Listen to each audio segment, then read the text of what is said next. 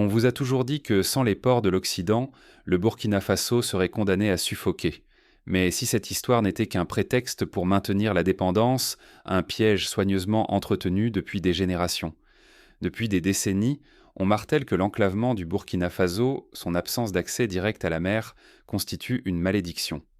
Les anciennes puissances ont vu dans cette géographie un moyen d'affamer et d'isoler tout un peuple, persuadés que sans leurs ports, sans leurs corridors imposés, aucun avenir n'était possible.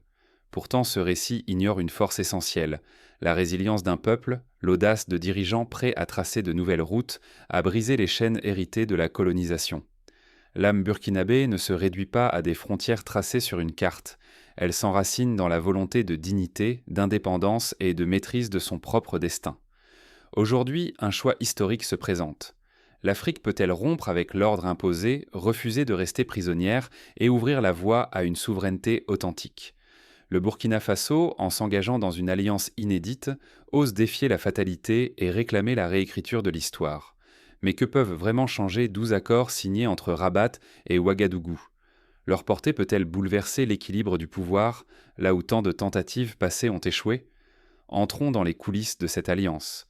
Quels paris, quels risques et surtout, quelles promesses concrètes portent ces accords pour le futur du Burkina Faso et de toute la région? Pourquoi Paris pensait-elle que, sans son appui, le Burkina Faso s'effondrerait en quelques semaines à peine? Pour comprendre, il faut se pencher sur la carte que la France n'a jamais cessé de surveiller. Un territoire enclavé, sans façade maritime, encerclé de frontières hostiles ou verrouillées, isolé des grands courants commerciaux. Aux yeux de l'Occident, cette position était une malédiction, une sorte de piège géographique condamnant le pays à dépendre pour chaque denrée, chaque kilowatt, chaque dollar. Depuis l'indépendance, la logistique du Burkina Faso a été verrouillée par des réseaux pilotés depuis Paris, Londres ou Bruxelles. Chaque sac de blé, chaque caisse de vaccins, chaque gramme d'or ou d'uranium passait par des ports européens, des assurances étrangères, des routes surveillées par des intérêts extérieurs. Cette emprise permettait à l'Occident d'imposer son rythme. Aides conditionnées, sanctions, retard de livraison au moindre désaccord. Pour le peuple burkinabé, que restait-il? Les chiffres sont cruels. Des ressources arrachées, or, uranium, coton, expédiées sans transformation, tandis que le pays accumulait dettes et insécurités. Les profits disparaissaient au nord, la jeunesse voyait son avenir confisqué et le pays sombrait dans l'incertitude. Ce cycle du pillage a été perfectionné sur plusieurs décennies, jusqu'à transformer la dépendance en fatalité.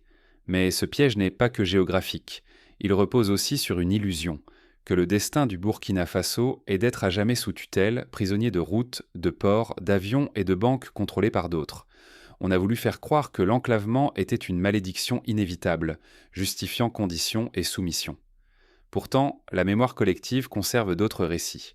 Le souvenir de Thomas Sankara, symbole d'une dignité inflexible, continue d'alimenter l'espoir populaire.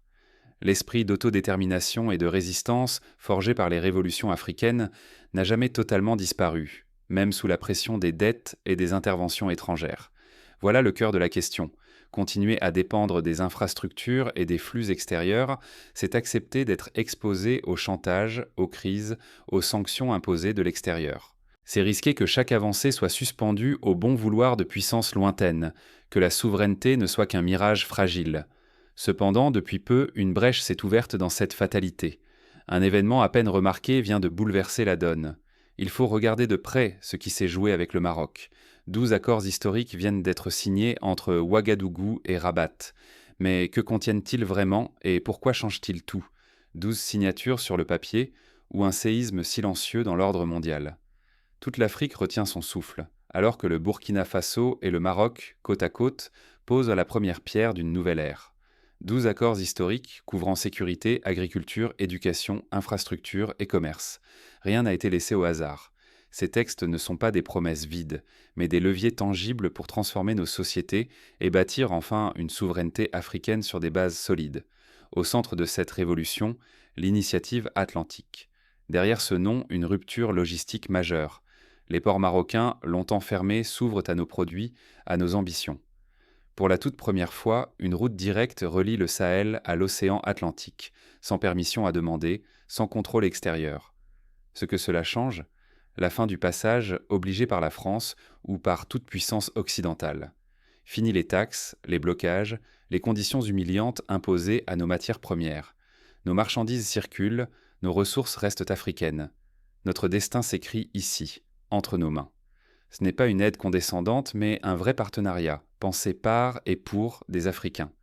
Aucune leçon imposée, aucun maître, aucun serviteur. Le Maroc partage, il n'impose pas. Deux frères décidés à grandir ensemble sur un pied d'égalité. La différence est immense. L'aide occidentale, souvent conditionnée et paternaliste, nous enferme. Ce partenariat sud-sud valorise nos talents, stimule l'innovation, crée de la valeur chez nous.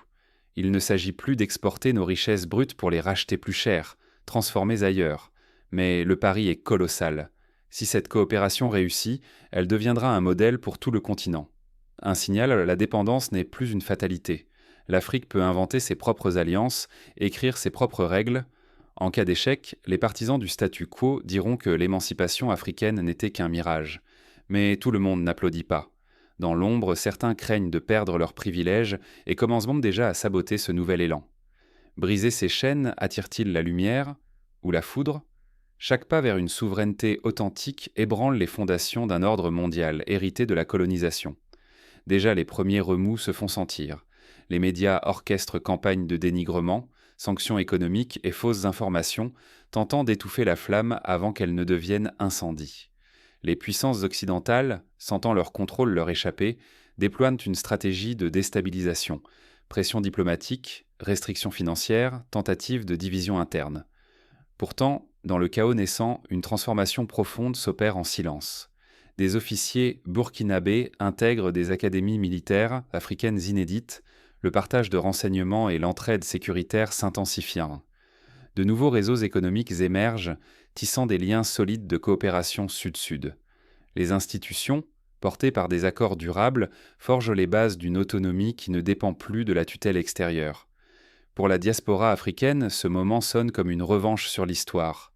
Dignité retrouvée, sentiment d'appartenance renforcé et surtout perspective concrète de retour ou de contribution directe.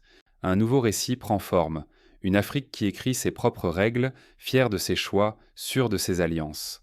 Les opportunités de formation et d'emploi, longtemps réservées à l'étranger, s'installent désormais sur le continent, invitant chaque talent à participer à l'aventure. Mais le risque reste immense. Si les offensives extérieures parviennent à briser cet élan, l'Afrique pourrait retomber dans la dépendance, la précarité et la fuite des cerveaux.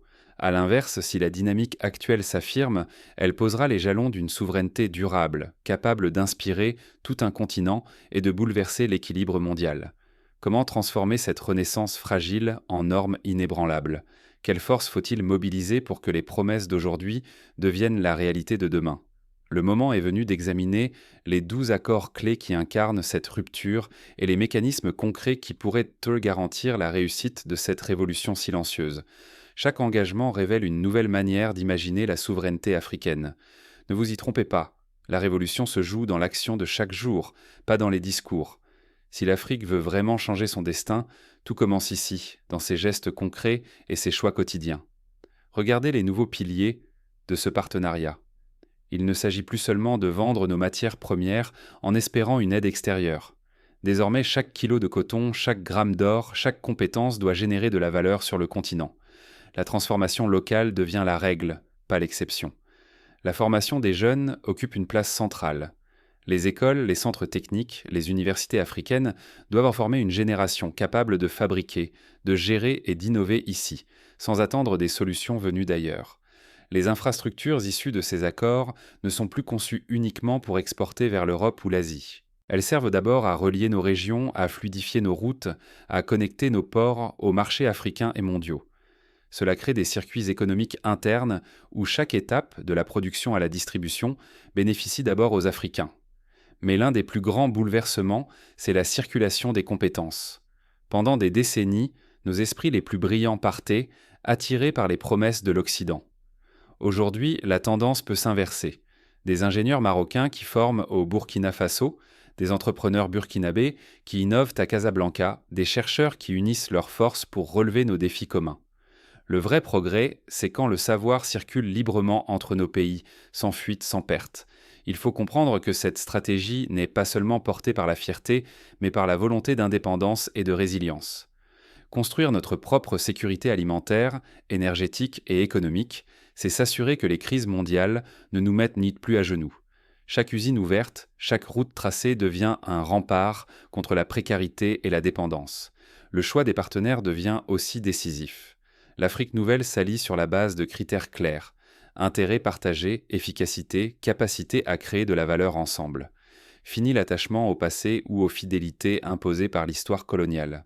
Il faut être exigeant, pragmatique et refuser tout ce qui rappelle la servitude. Pour la diaspora, cette dynamique est une invitation puissante. Les progrès récents ouvrent de vastes perspectives pour ceux qui souhaitent revenir, investir, transmettre ou simplement participer. Ce n'est plus un rêve lointain. Les outils sont là, les ponts aussi. Chacun peut contribuer à la renaissance africaine, qu'il soit à Paris, New York ou Bamako. Soyons clairs, rater ce tournant, c'est laisser filer une génération entière d'opportunités. Mais le saisir, c'est transformer le destin du continent et offrir à nos enfants, partout dans le monde, un avenir de dignité et de puissance retrouvée. Au fond, que révèle ce moment sur l'avenir de l'Afrique?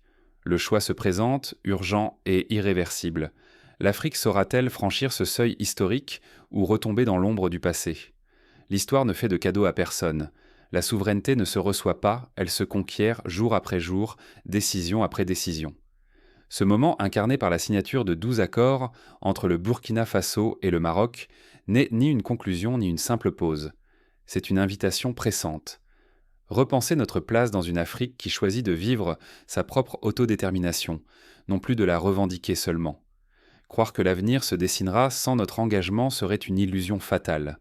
Ceux qui attendent, qui choisissent la neutralité ou l'inaction, s'exposent à subir des choix dictés ailleurs.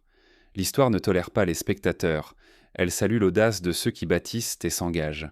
La souveraineté dont il est question ici dépasse les discours. Elle se forge dans chaque geste: consommer africain, former nos jeunes sur place, investir dans nos ressources, retenir nos talents, préférer la coopération franche à la dépendance déguisée. C'est une voie exigeante, parfois inconfortable, mais c'est la seule qui protège du retour silencieux de la soumission.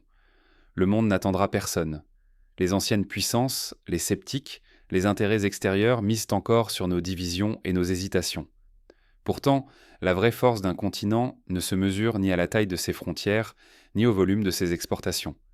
Elle se mesure à la capacité de ses peuples à rester unis, à inventer leurs propres réponses, à transformer les obstacles en opportunités nouvelles. Celles et ceux qui embrassent cet élan collectif, dirigeants, travailleurs, jeunes, diaspora, deviennent les bâtisseurs d'un avenir africain inédit.